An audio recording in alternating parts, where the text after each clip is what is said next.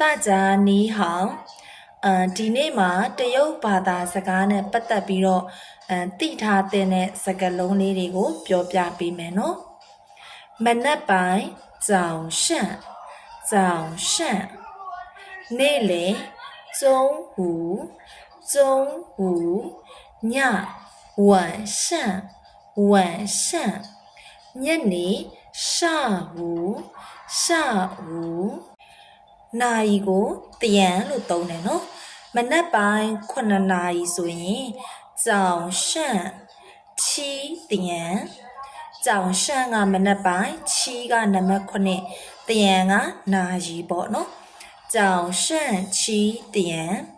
နေ့လယ်12နာရီ中午နေ့လယ်12တရံနာရီပေါ့နော်中午12点ညနေ6နာရီ下午6点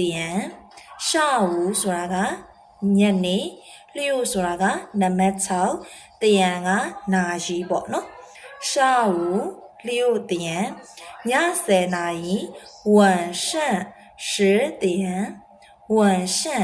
ည10က30တရံကနာရီပေါ့နော်晚上10点水会了吗